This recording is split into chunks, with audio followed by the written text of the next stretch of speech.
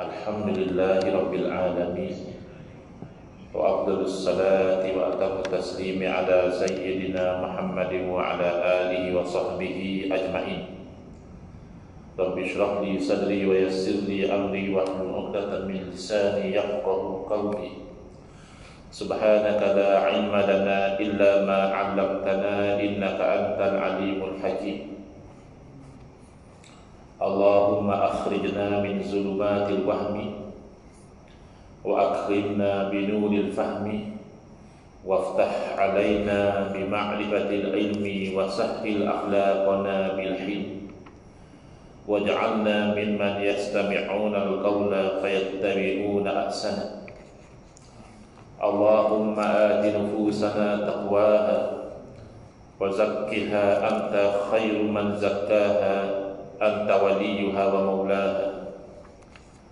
Allahumma arinal haqqa haqqan warzuqna ittiba'ah wa arinal batila batilan warzuqna ijtinabah. Allahumma anfa'na bima 'allamtana wa 'allimna ma yanfa'una wa zidna ilman wa huda.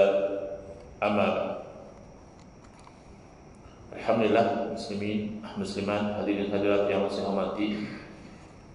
Syukur kehadirat Allah Taala pada hari ini insyaallah kita menyambung pengajian kuliah maghrib bulanan hari Ahad yang ketiga, anjuran surah Ar-Rahim, berisi 15, Putrajaya menggunakan kitab Kekeliruan Umat. Inilah jawapannya, susunan Al-Fadhil Ustaz Mahdi bin Haji Jul hafizahullah ta'ala wa nafa'ana bihi wa bi'ulumihi fid dharaini amin. So itu saya nak tahu kalau di surah ini masih lagi isyak terus berhenti atau sudah ada pelonggaran lepas azan, boleh sambung sedikit? Boleh sebab saya ada nak menyentuh isu yang saya rasa penting sehari ini untuk diperjelaskan dan memang ada kaitan dengan tajuk yang kita sampai pada hari ini di buku surat 136, iaitu pendapat ulama tentang tabarruk. Apakah pendapat alim ulama tentang tabarruk? Tabarruk itu daripada perkataan bahasa Arab. Tabarruka ya tabarruku tabarrukan, maknanya ambil berkat. Berkat ini sebutan bahasa Melayu lah. Kalau sebutan Arabnya barokah. Barokah secara asasnya membawa makna ziyadatul khair, bertambahnya kebaikan. Bila kata ada berkat ni, ada kebaikan pada sesuatu perkara dan bertambah kebaikan dalam perkara tersebut. Soalan, apakah pendapat alim ulama tentang tabarruk? Ambil berkat ni macam mana para ulama menilai? Dan of course, bila sebut para ulama, bukan kita menepikan Quran Sunnah. Kerana para ulama ni mereka pakar dalam memahami Al-Quran dan As-Sunnah. Kerana ada juga zaman kita orang yang nak membeza-bezakan ikut Quran Sunnah ke ikut ulama. Pasti ikut Quran dan Sunnah. Tetapi ikut Quran dan Sunnah mengikut kefahaman ulama atau mengikut kefahaman kita sendiri, itu isu yang berbeza. Baik, para ulama yang membolehkan tawassul dah lepas kita bincangkan, turut sama membolehkan tabarruk, istighatsah dan juga isti'anah. Jadi tawassul kita telah terangkan, yang mana kesimpulannya tawassul ini ada yang disepakati dan ada yang menjadi pertikaian. Yang disepakati tawassul dengan erti kata menyebut sesuatu yang mulia di dalam doa dengan harapan dengan itu Allah Ta'ala memperkenankan doa. Maka yang sepakat kalau menyebut Asma'ullahil Husna, menyebut nama Allah, Ya Razzaq, Ya Fattah, Ya Jabbar, Ya Qahhar dan sebagainya. Juga sepakat kalau menyebut amal soleh. Kita sebut satu amal soleh yang kita pernah lakukan, mohon ya Allah, sekiranya itu amal soleh di sisimu, kau perkenankanlah doaku. Itu sepakat. Sementara tawassul dengan orang soleh sudah berlaku pertikaian, yang mana kita ahli sunnati wal jamaah membenarkan tawassul sebut orang soleh dalam doa kita tanpa membezakan orang soleh itu masih hidup di alam dunia ini atau telah berpindah ke alam arwah, tidak ada beza. Kerana asas tawassul dengan orang soleh ini adalah kesolehan mereka, dan kesolehan mereka itu tidak terpadam dengan sebab kematian. Kalau dengan Nabi SAW, dengan kesolehan baginda, dengan kedudukan baginda di sisi Allah, dengan kemuliaan baginda, kesemuanya itu tidak terhenti dengan kewafatan Nabi SAW.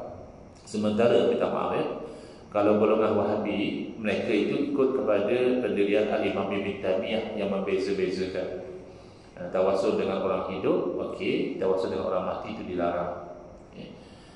Dikatakan dia diharamkan. Jadi itu sudah selesai perbincangan itu. Selain daripada dalil-dalil, kita tidak akan ulang dalil-dalil itu. Kita telah sebut dalil-dalil boleh bertawassul dengan orang soleh tanpa membezakan hidup atau mati, termasuk kefahaman para sahabat sendiri, kefahaman dan amalan para sahabat sendiri. Cuma saya nak fokus pada malam ini kepada istighatsah, walaupun tajuk kita tabarruk. InsyaAllah nanti kita akan bincangkan lagi apa hukum tabarruk dengan jenazah dan kubur para ulama yang ambil berkat. Bagaimana Syekh Ibn Taymiyah meriwayatkan Imam Ahmad bin Hanbal rahimahullah ta'ala bertabarruk dengan kuburan Imam Syafi'i rahimahullah ta'ala, dan bagaimana berlaku hiwar ya, bertukar-tukar, berdialog lah kita kata, antara ulama ahli sunnati wal jamaah dan ulama Wahabi tentang isu ambil berkat dengan air hujan yang turun dari pancur emas di atas Kaabah itu. Bila hujan, air turun daripada situ, ada orang ambil berkat, dan ada orang tak bagi, syirik kata dia ya. Itu kita akan sentuh. Cuma oleh kerana sehari dua ni viral di dalam Facebook dan sebagainya, dakwaan seolah-olah kita yang mempertahankan ahli sunnah wal jamaah ini menyarankan supaya umat Islam ini istighatsah dengan pokok. Tak tahulah kalau tuan-tuan yang tak ikut dengan Facebook mungkin ada isu tu. Tapi tuan-tuan yang rajin tengok Facebook, ikuti apa yang diperdebatkan dalam Facebook, mungkin perasan isu itu yang hangat sehari dua ini selepas kami pergi ke Perlis pada 15 bulan yang lalu untuk membentangkan beberapa perkara tentang isu tarikat Naqsyabandiyah Al-Aliyah yang satu masa dahulu dipimpin oleh Syekh Nazim Al-Haqqani, yang mana beliau sekarang telah meninggal dunia. Jadi biasanya musyarat-musyarat seperti itu dianggap sulitlah. Dalam musyarat habis selesai, nanti mereka buat keputusan, mereka akan announce keputusannya begini-begini. Tapi somehow malam tersebut Sahibul Samahah Mufti Perlis dalam kuliah beliau telah ada memberi gambaran apa yang berlaku dalam musyarat. Jadi so-called confidentiality itu tak nampak strict lah ya. Dan saya tengok baru ni pun mungkin hari ini atau bila Ustaz Salman Adi yang ada berdialog dengan saya sekitar isu pemikiran Syekh Nazim di Unimed Perlis 25 bulan Jun yang lalu juga bercakap tentang isu yang dikatakan meminta tolong dengan pokok ini. Bahkan ada yang datang troll, banyak yang datang troll kepada saya, cakap pergi minta dengan pokok, ini Ustaz pokok. Dan dia yang rajin, Masya Allah, tabarakallah, rajin ni. Dia buat hantar gambar kepiah, kan kepiah selalu ada logo masjid, ada logo capal. Dia tak tahu dia edit macam mana cantik ya. Dia letak kepiah gambar pokok. Ada logo pokok. Ini namanya troll lah, jadi troll. Jadi ini adalah satu kekeliruan yang besar kan? Seolah-olah kami ini endorse amalan istighatsah, isti'anah ni sama sebenarnya. Dari segi bahasa membawa konotasi yang sama, mungkin konteksnya ada sedikit berbeza, tetapi istighatsah maknanya meminta tolong, isti'anah juga berarti meminta tolong. Sama ada meminta tolong secara verbal ya, bercakap, atau isti'anah dengan perbuatan. Kita mengambil pertolongan daripada sesuatu. Ada orang kata apa Ustaz ni? tak faham beza isti'anah dengan intifak. Sebab saya kata, kalau kita nak isti'anah dengan pokok, bukan dengan cara pergi kat pokok tu, ya wahai pokok, tolonglah saya. Bukan begitu. Sebab pokok nature ni bukan begitu.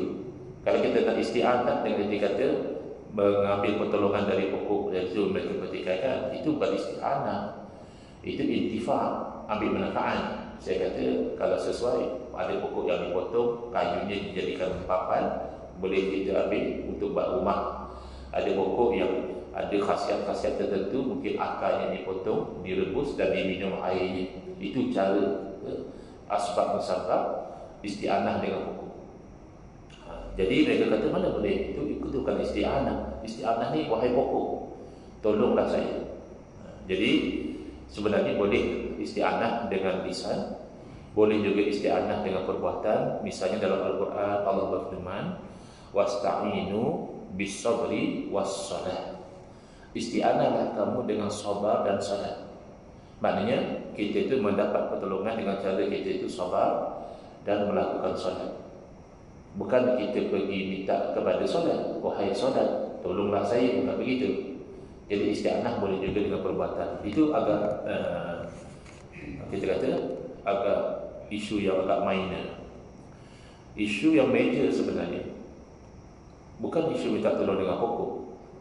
Yang saya faham minta tolong dengan pokok ni, antara yang berbeza pandangan ni sebenarnya sependapat bahawa tidak disyariatkan. Tidak disyaratkan kita itu pergi pada pokok, wahai pokok, tolong saya. Tidak disyaratkan. Itu bukan isu sebenarnya.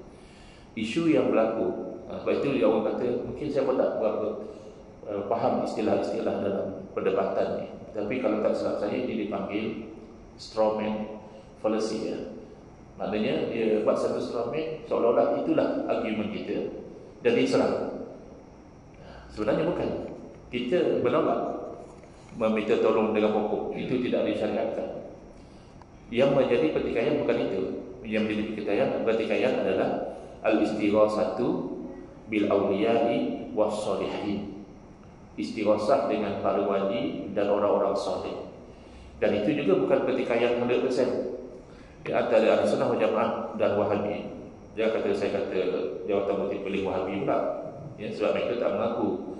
Tapi ada pendirian mereka yang kita tengok sama je dengan Wahabi.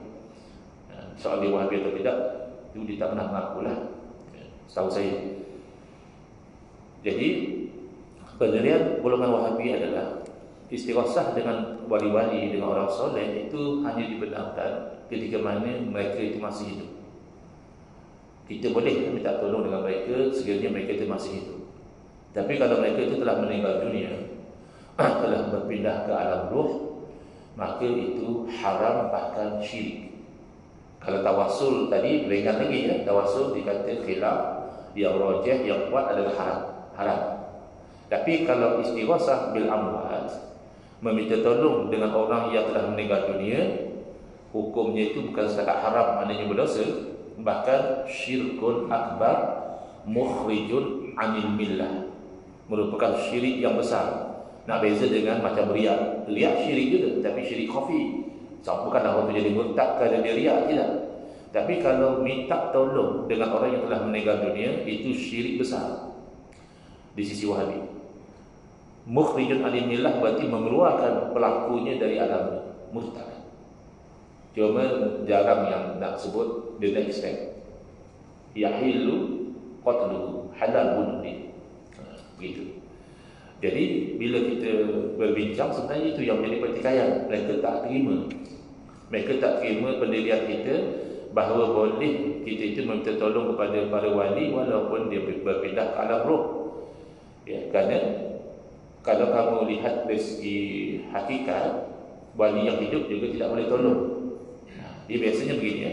Bila kita tanya kenapa dibezakan ya, kita sepakat boleh minta tolong dengan orang-orang soleh, dengan wali-wali Allah, tapi kamu mendakwa hanya boleh ketika mereka masih hidup. Jadi mana dalil? Asalnya umum kan, minta tolong orang soleh dibolehkan. No. Yang masih hidup saja. Yang telah meninggal dunia itu syirik. Itu kan besar. Takkan mensyirikkan satu perbuatan itu tak ada dalil. Jadi bila kita tanya dalil, kalau cerita jadi tak confidential pula. Tapi tak cerita, mereka tak cerita macam-macam tak fair. Itu salah. Saya kalau secara peribadi, kalau ada rakaman cantik rakamannya, dia dah akan 100%. Siap pada orang ramai. Kita nak confidential tu pasal kan takkan meeting kementerian dedah pada publik, meeting jabatan dedah pada publik, nanti orang yang tak tahu nahu dia silap faham atau jadi apa kecoh, so dah kecoh. So no point. Baik dedahkan 100%, jangan ada editing, jangan ada potong-potong daripada minit pertama sampai minit akhir. Kalau ada orang rajin, tengok boleh nilai sendiri apa yang berlaku. Macam ini lebih zalim lagi. Videonya tak didedahkan, tapi cerita-cerita yang spin dah merebak. Jadi kata mereka lah, dalil banyak. Dalil kata tak boleh minta orang mati ni banyak. Dalam Quran apa semua. Taklah, kami minta satu saja. Dalil yang sahih dan sahih. Sahih maknanya dalil itu sahih, bukan dhaif dan sebagainya. Sahih maknanya jelas. Jadi ada orang komplain, Ustaz sama nanti saya dengar video dia komplain, oh ini bahaya ni. Oh, apa pun nak minta dalil sahih dan sahih, ini bahaya. Jadi memang komisi. Ustaz sama kalau cakap sorang-sorang komisi.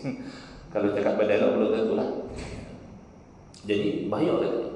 Sebenarnya saya sebut sahih dan sahih itu saya ambil standard yang selalu mereka gunakan. Kalau kita sahih tak mestinya sahih, dan tak sahih pun boleh jadi dalil dalam perkara-perkara seperti fadailul a'mal, kelebihan beramal, boleh jadi dalil dalam perkara sirah, nak kita sirah Nabi, tak mesti hadis sahih. Tapi mereka tak. Ini amalan ni tak ada. Hadisnya kalau ada pun dhaif. Kan macam tu standard mereka. Ya, mana ada cerita-cerita ni Nabi SAW lahir dah berkhitan ni, hadisnya dhaif. Akan sirah saja. Hukum berkhitan itu sampai dengan dalil yang lain. Cerita Nabi SAW lahir dalam keadaan sudah berkhitan, itu namanya sirah. Sirah itu diterima walaupun riwayat itu dhaif. Jangan palsu sudah. Palsu memang bukan cerita betul. Jadi bila saya sebut sahih dan sahih, itu sebenarnya mengikut standard mereka. Sahih itu standard kita juga, sebab penetapan hukum kan haram. Bukan haram biasa, haram yang syirik. Minta tolong dengan orang yang telah meninggal dunia. Oh, mestilah tak ada mesti sahih. Jadi di situ puncanya. Jadi mereka bertanya, kalau begitu bolehlah minta tolong dengan pokok, bahaya pokok, tolonglah aku dengan iktikad. Dengan iktikad, pokok tidak boleh memberi pertolongan. Dia guna poin kita. Ya? Hanya Allah saja boleh memberi pertolongan. Jadi boleh ya. Jadi itu memang pegangan Ahlussunnah wal Jamaah.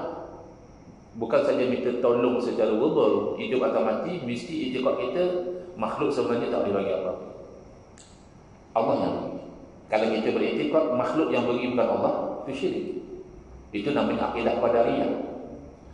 Baik. Jadi itu akidah kita tidak ubah. Iktikad mesti Allah yang beri. Tapi mereka pandai. Dan mereka bukanlah pandai, tapi maknanya kreatif. Ya. Kalau macam tu kata dia, dengan pokok pun boleh juga, tapi kita iktikad Allah yang beri. Jadi kita nak terangkan, bukan macam itu. Pensyariatan istighosah bukan macam itu.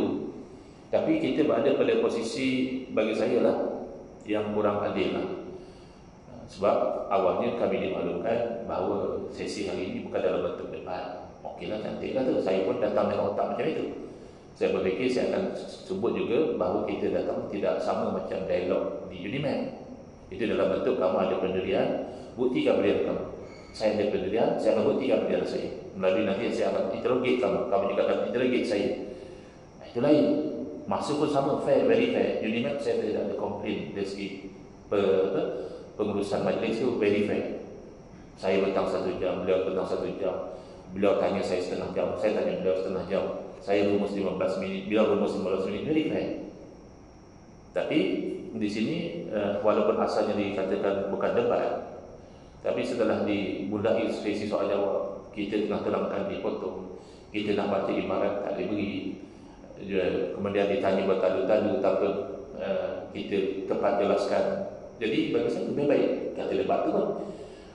Bagi masa yang adil, kami tanya kamu pula.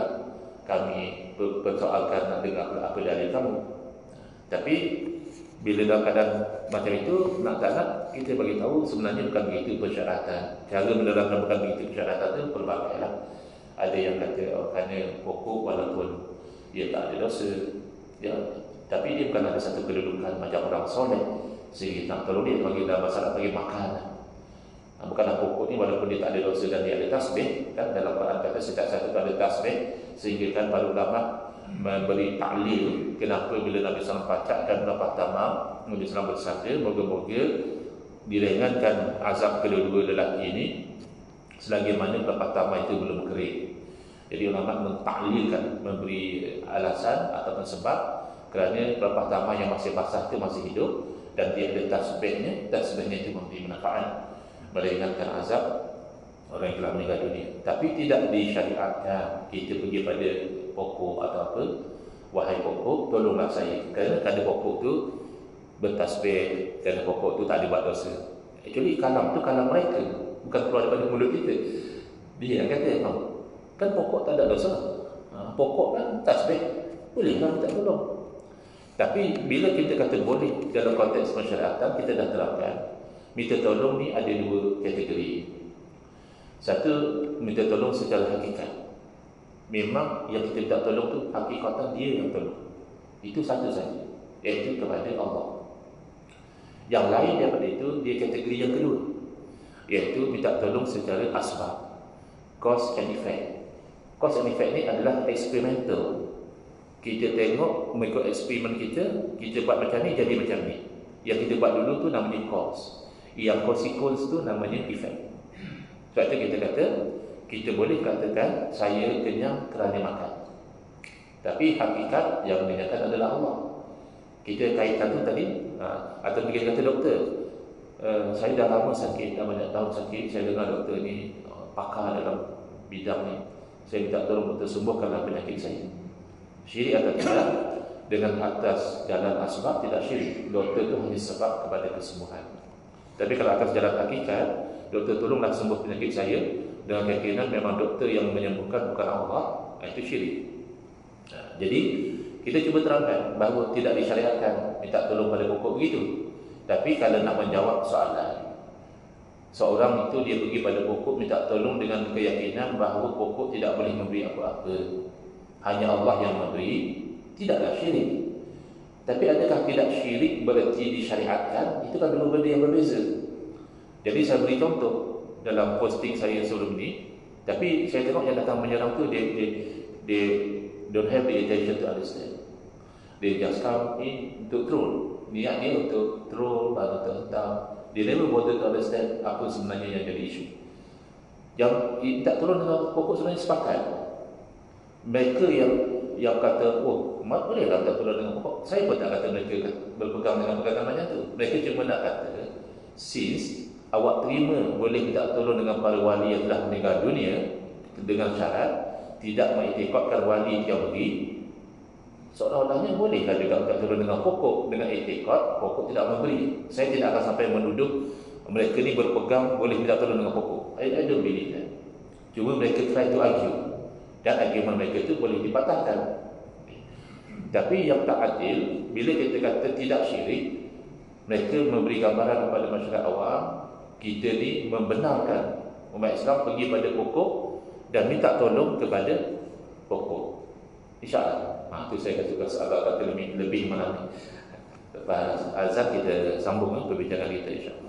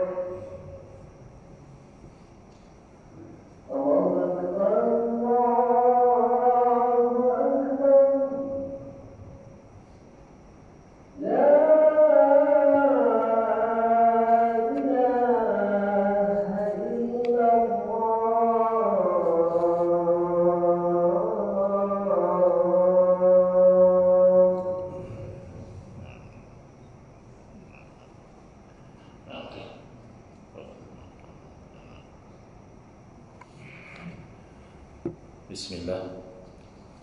Alhamdulillah. Wassalatu wassalamu ala Rasulillah. Amma ba'd. Baik, kita sambung sedikit lagi perbincangan tentang isu tadi. Jadi sebenarnya antara kumpulan yang berbeza pandangan itu tidak ada yang berpegang bahawa boleh atau disyariatkan meminta tolong dengan pokok. Cuma kalau ditanyakan dengan bentuk soalan tadi, adakah syirik seseorang itu meminta tolong kepada pokok dengan iktikad pokok sebenarnya tidak boleh buat apa-apa, hanya Allah yang memberi pertolongan, tidaklah syirik. Tapi tidak syirik adakah boleh disyariatkan, dua benda yang berbeza. Jadi saya beri contoh dalam posting saya.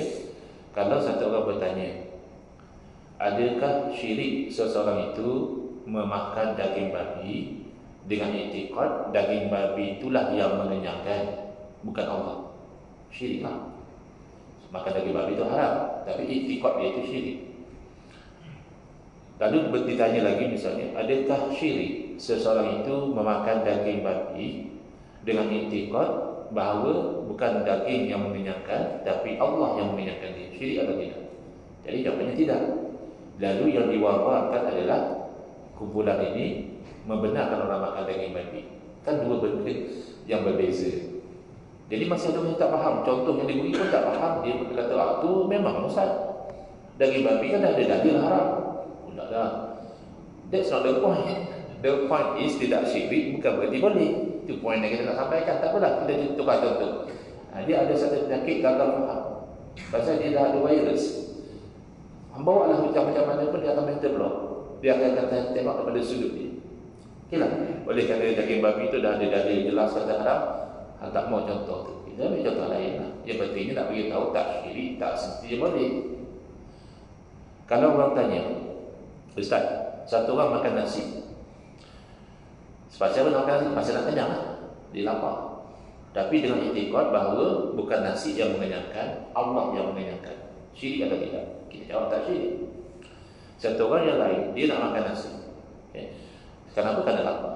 Dengan iktikad memang nasi yang mengenyangkan, bukan Allah. Syirik atau tidak? Kita kata, dia syirik. Satu orang makan batu dengan iktikad bahawa batu itu mengenyangkan, bukan Allah. Anda pelik soalan itu. Lebih kurang macam soalan pokok tadi lah, kan? Tapi kalau you talk about the principle, bila dia iktikad Allah yang mengenyangkan dia, dia tak syirik lah. Tapi kalau dia iktikad batu yang mengenyangkan, bukan Allah, dia syirik.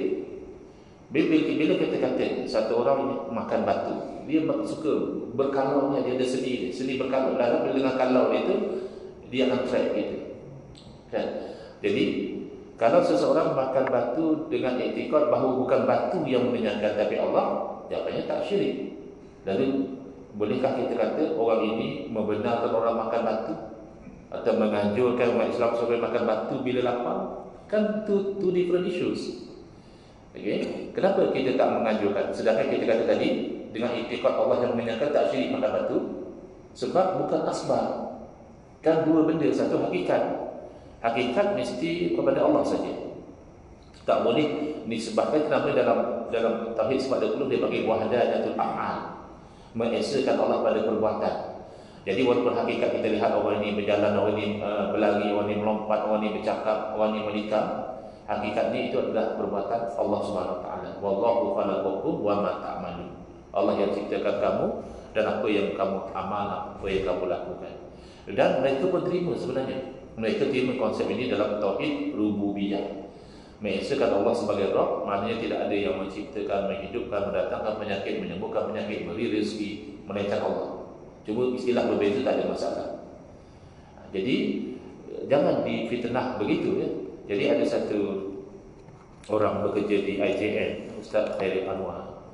Dia hentamlah saya dalam posting dia. Tapi walaupun dia hentam saya, dari sudut ini saya lebih respect dia. Sekurang-kurangnya dia tak pusing, dia straight to the point. Dia hentam saya kenapa? Kerana saya kata walaupun kalau iktikad itu tidak sampai mengiktikadkan pokok yang beri tidak syirik, tapi minta tolong dengan pokok dengan arti kata, wahai pokok tolonglah saya, itu kan satu perbuatan yang bodoh. Kerana pokok bukan sebab dalam bentuk macam itu.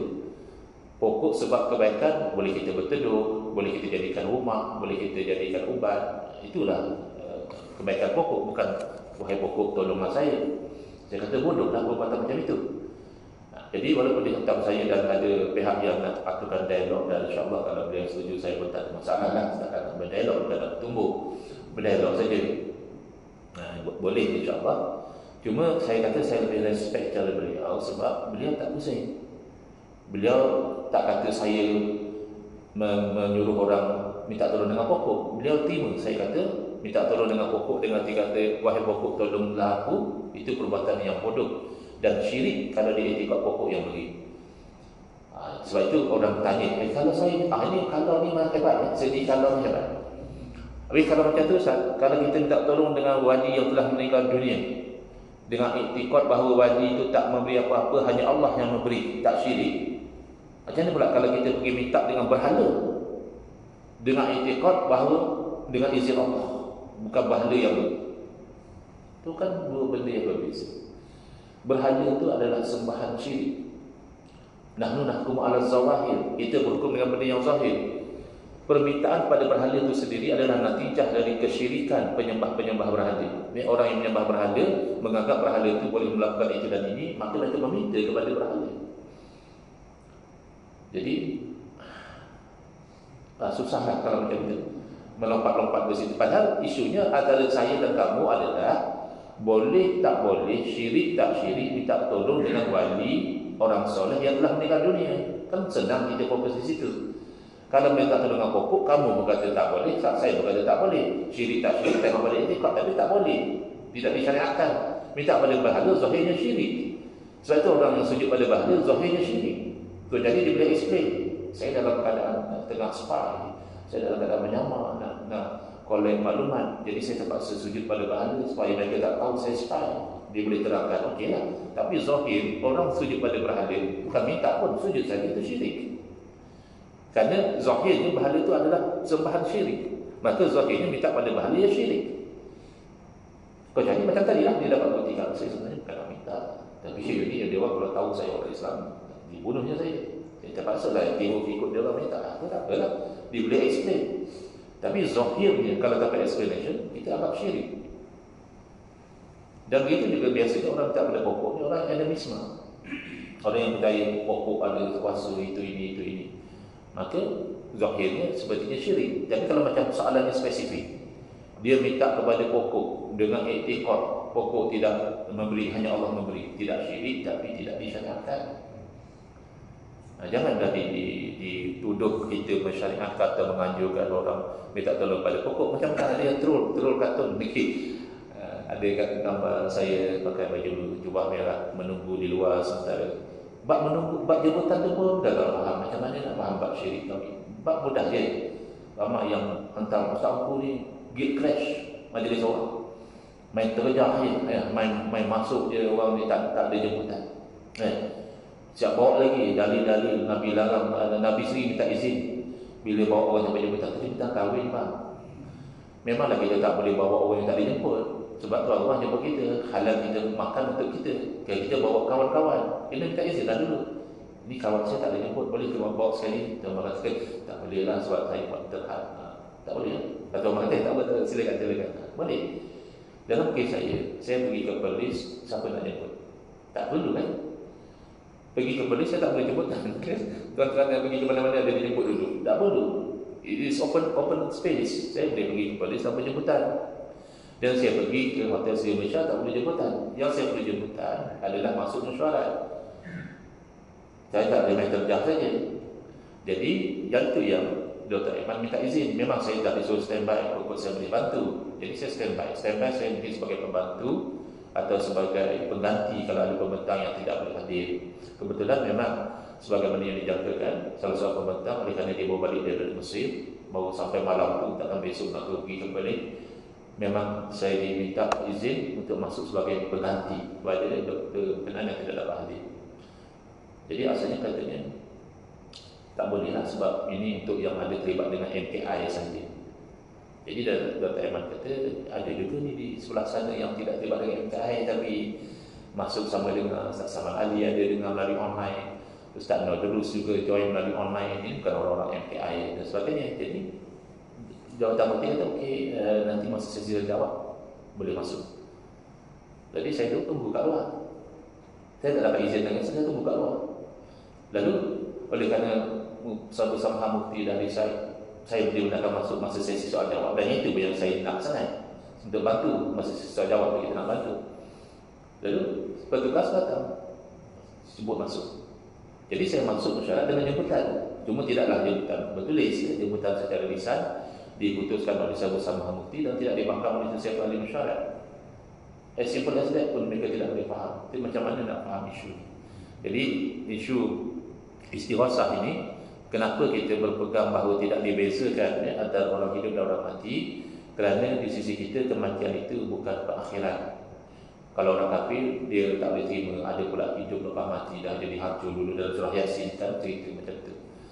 Kita tidak. Kita bagi kita kematian hanya berpindah ke alam roh dan tidak menghalang. Di alam roh itu mereka tolong dan serta dalam bentuk berdoa kepada Allah Ta'ala. Itu yang kita harapkan, minta tolong dengan orang mati, bukan minta tolong dia goreng mi. Ada, ini pasal kereta, ada yang buat bincang macam tu. Kalau memang boleh minta tolong orang mati, awak tak pergi kubur dia, suruh dia goreng Maggi goreng pula macam tu. Kan tak kena situasi itu. Jadi saya nak jelaskan di sini supaya kita fokus pada tempat khilaf, iaitu kita tidak khilaf tentang minta tolong dengan pokok, tidak disyariatkan demikian. Syirik tak syirik itu nombor 2, bergantung kepada i'tiqad dia.